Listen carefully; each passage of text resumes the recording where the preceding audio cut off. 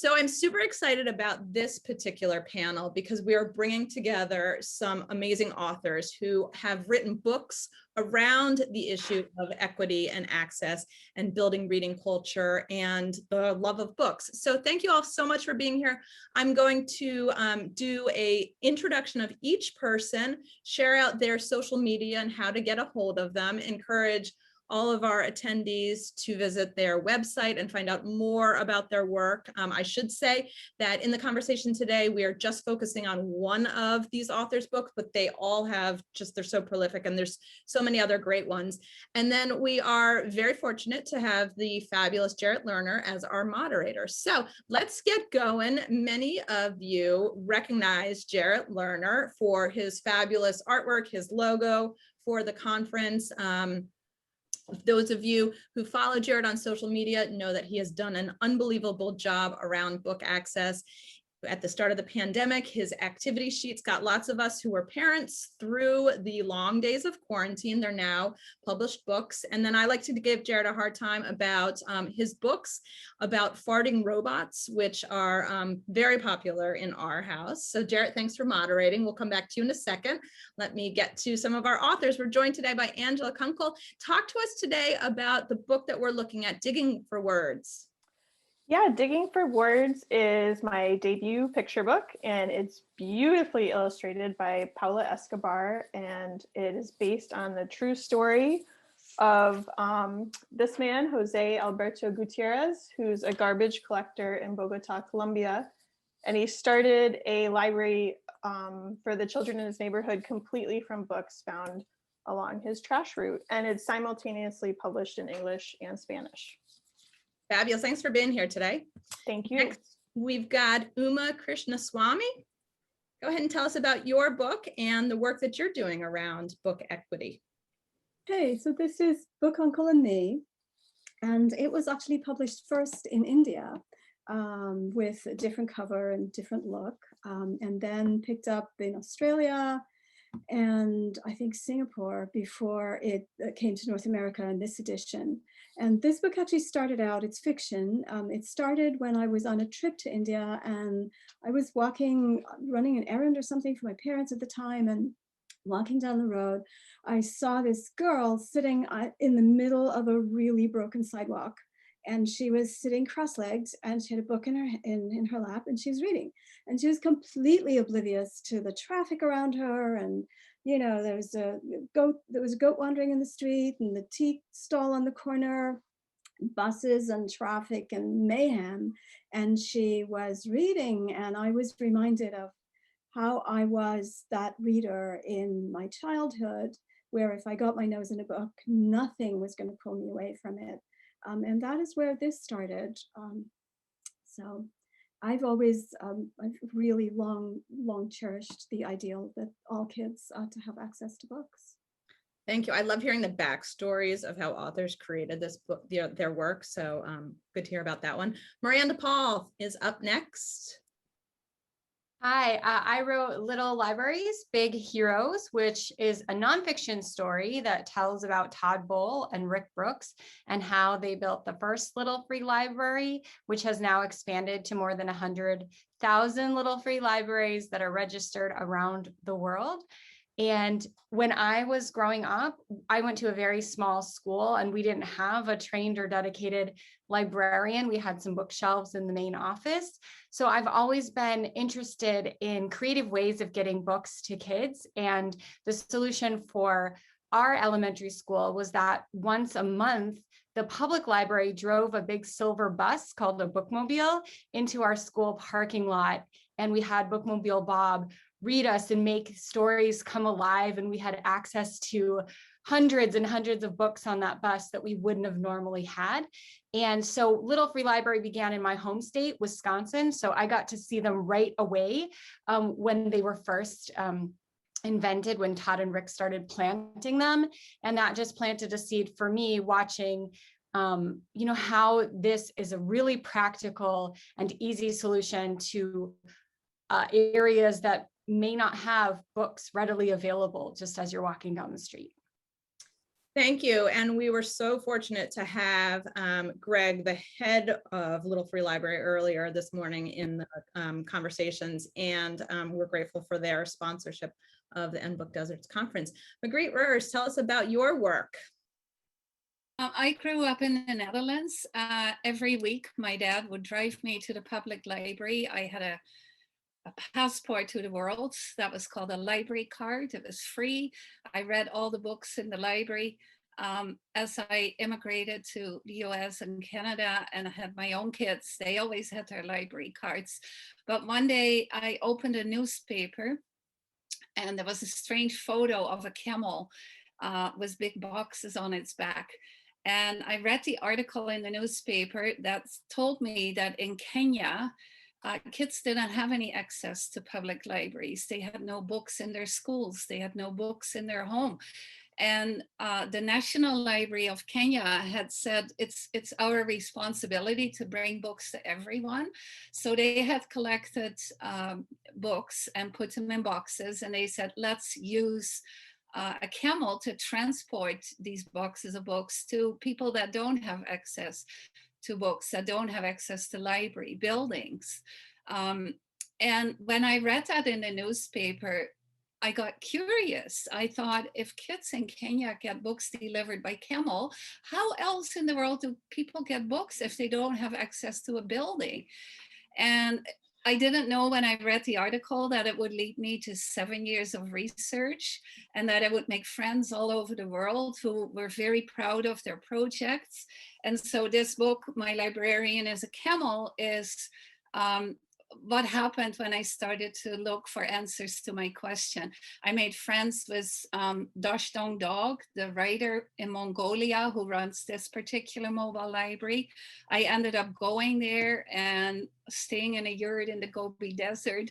I've had all sorts of amazing adventures, but the most exciting thing has been the projects that have come out of the book and how schools on their own adopted some of the libraries and have connected and supported books in supported children in getting access to books. So to me, that's been the most exciting part of the whole process.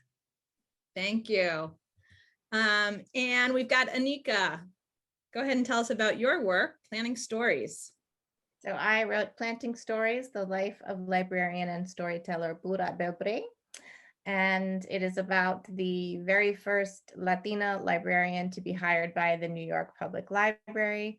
And of course, she has the award, the Bura Belbre Award, named after her for Latino literature, children's literature.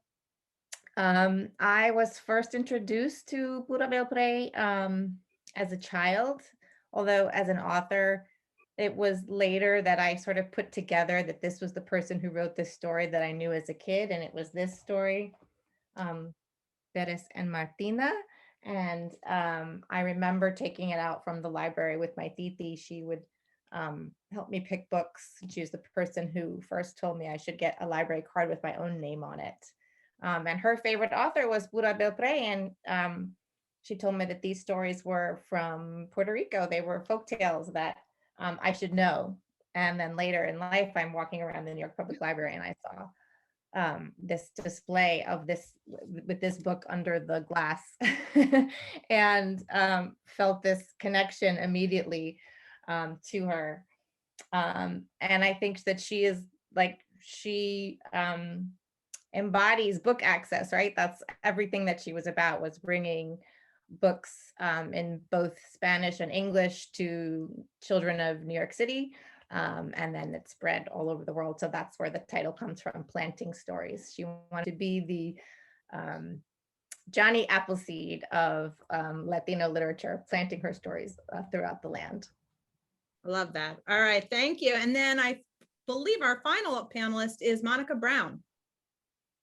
Hi, everyone. My name is Monica Brown. I am the author of Waiting for the Biblioburo. It's actually, there's a bilingual version. It came out, Esperando al Biblioburo. So you can have both languages side by side on the page.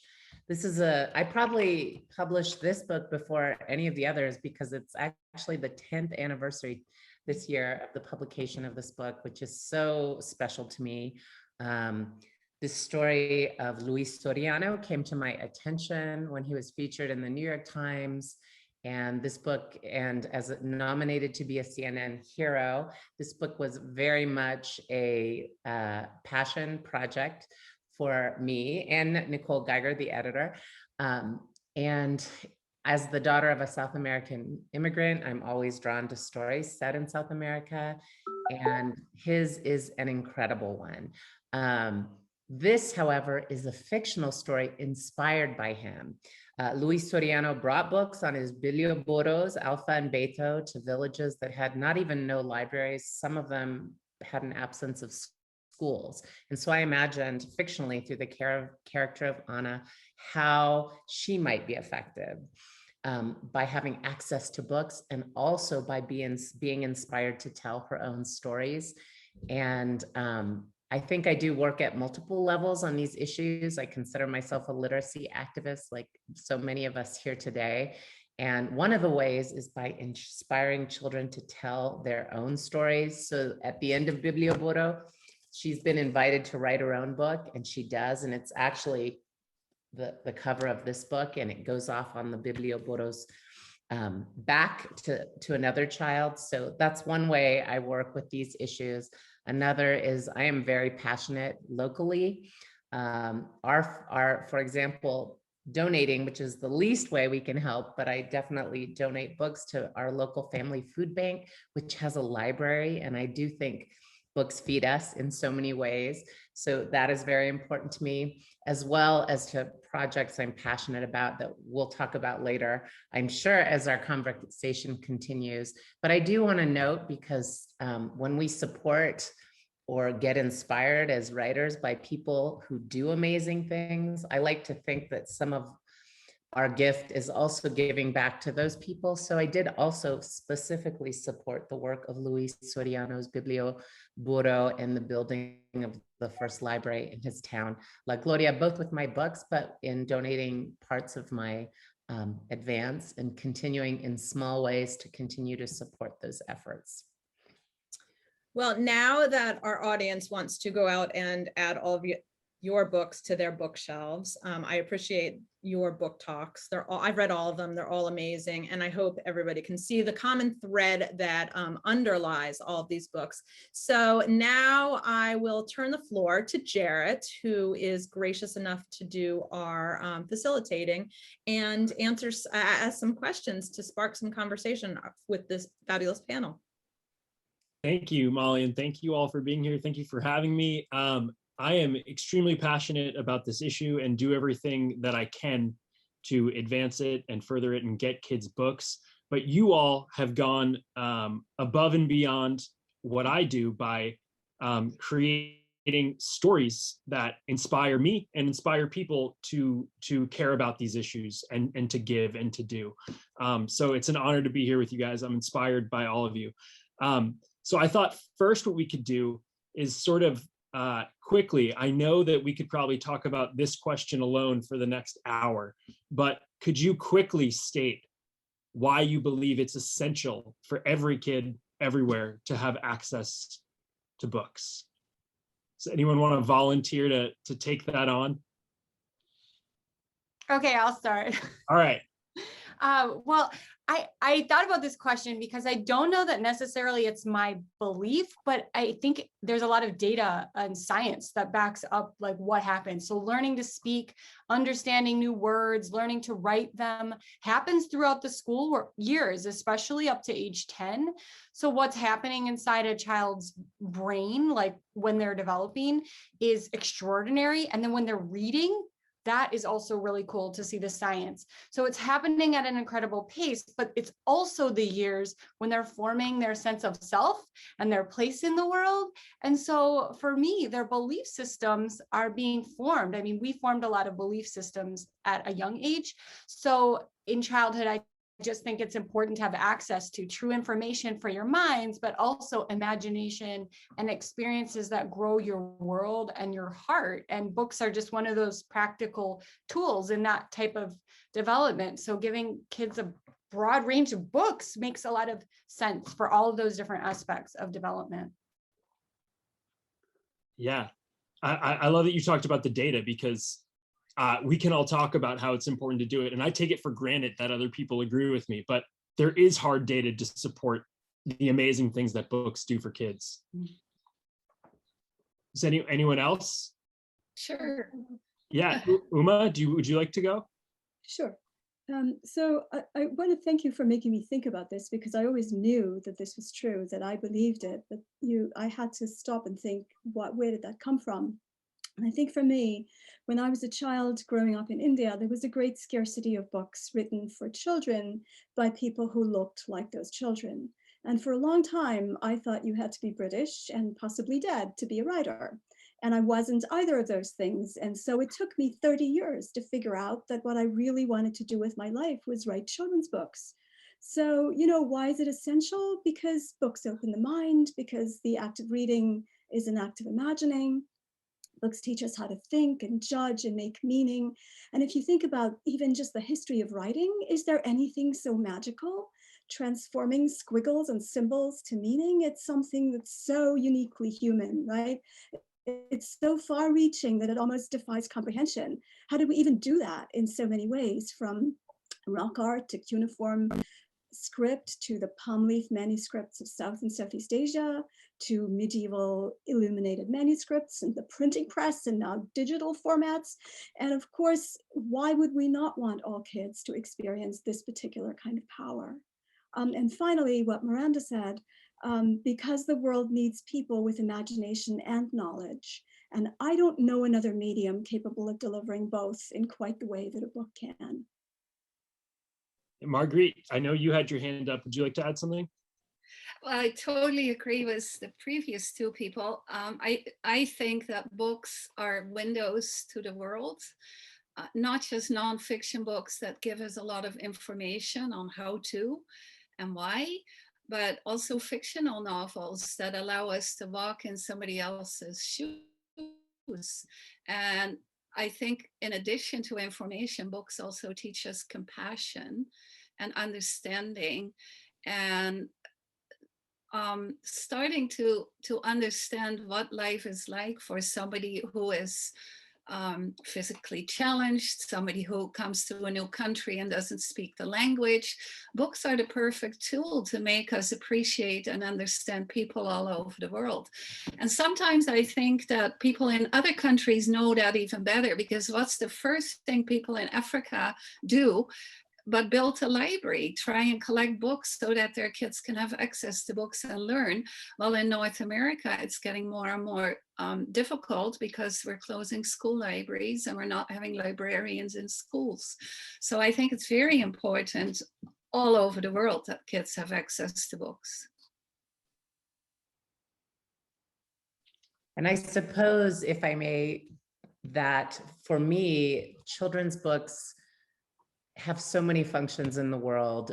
Books, they are inspiration, they are educational, they are windows, as Margriet suggested, and as the incredible educator Ruuds, Bishop Sims suggested, they're also mirrors. And I think the books that I write as the daughter of an immigrant and with my experiences as a Latina growing up in the United States, for me, I wanted my books to reflect for the children here the beauty and complexity and many contributions of the peoples of the Americas. When I wrote about people like Dolores Huerta or Cesar Chavez, or my new fiction book about the Castro brothers, it makes me very proud to show that these two extraordinary politicians and visionaries, that their grandmother crossed the border with sin papeles when she was a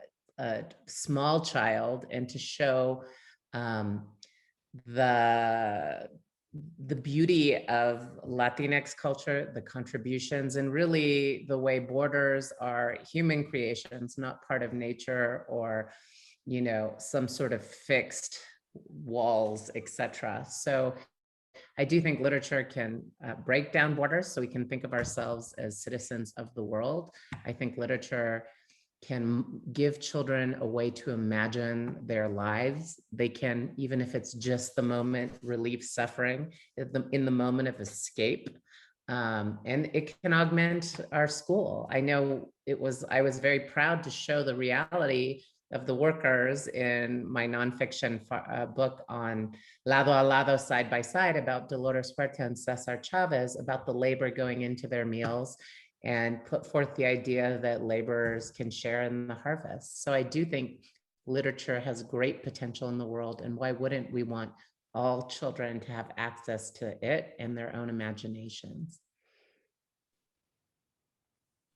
Angela, Anika, would you like to share? I'll jump in.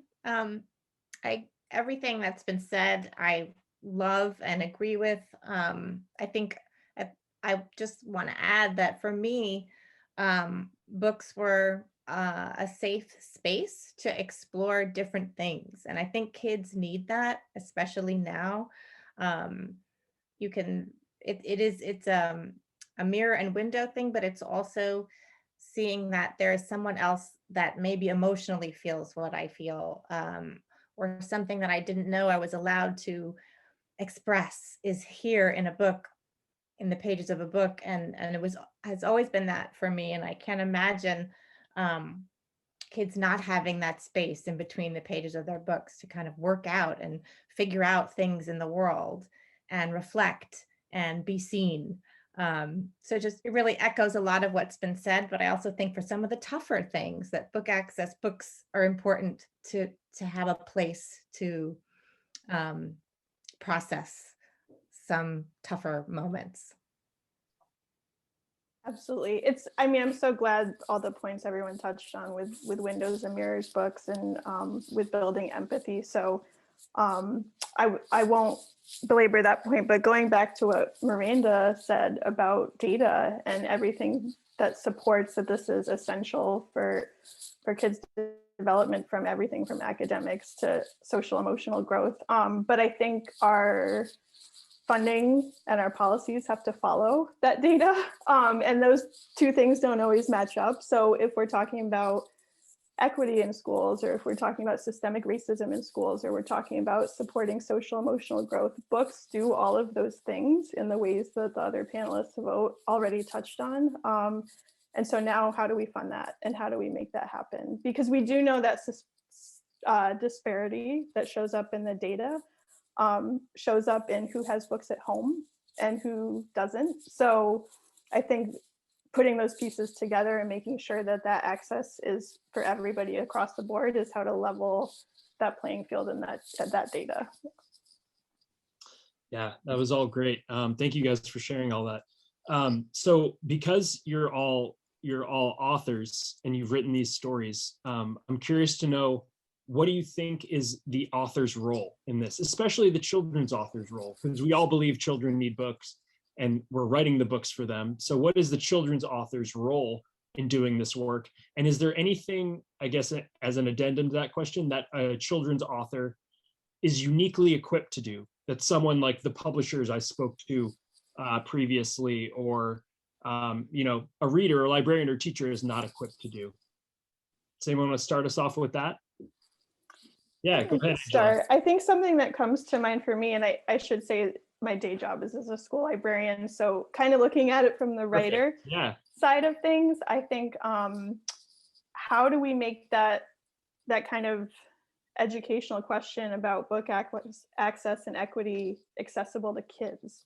And so, I start my school visit showing them images of libraries around the world, similar to Margriet's book, or actually two of the book likes I talk about are Planting Stories and Waiting for the Biblioburo, because kids know their world, especially when they're very small, and if they're lucky enough to have books at home or a school library or a public library that they frequent, they don't know that that's not true for everybody, but you have to tell that story in a way that's accessible to them. And so telling that story through Anna and Monica's book, or through Little Jose in my book, or through metaphor in Anika's book, I think makes that real for kids and makes it important for them as well, and makes them more impassioned readers. Yeah, I think in addition to that, writers are uniquely equipped to help in that process. We're a team with librarians and publishers. Publishers are the ones who make the book, but ultimately we are the storytellers. And if we remember what it was like, if we can reflect back to our childhood and our experiences, from the specific story that each of us tells comes the universal that readers will recognize themselves in. So I think as storytellers, maybe we have a duty to open the eyes to children that they're not the only ones, and to tell those stories so that they can relate and understand. And that's not what publishers do and what librarians do. So we work as a team, but your question was, what do we as writers do? And I think that's our job to share those experiences, those memories, the information that we want to share in a child-friendly way in their language. Yeah, agreed. Does anyone else, does Monica or Anika, since your books were both mentioned, do either of you want to talk about that? Well, librarians are my favorite people, first of all, Angela. So, because they literally, and activists literally put books like Molly and her work in the hands of children. And so I'm deeply appreciative. I feel like writing for children is getting to hold their young minds in your hands for a moment. So I feel immense responsibility for my art to do good in the world and not to do harm. And that involves multi levels of things. You know, it might involve, like in the creation of a character like Marisol McDonald doesn't match me wanting to share the experience of someone who's multiracial and who's a nonconformist and who doesn't fit in all the time, like that my children might have experienced, or me. So on one level, there's the work the art does, right? But I do feel a larger responsibility to support my local community. Things start locally. For example, support programs like Reforma Children in Crisis and donate to them that bring books to kids that are in the shelters being detained in some inhumane conditions, to support the literacy center in my community, to grant permissions and not charge for things like story walks, that as much to charge for my part, and to donate books to things that make things more accessible. When I judge contests and get so many books, I try to turn them around. I think in a way, you can be a public intellectual or a public artist, a public voice. So to use your platform to bring attention to issues.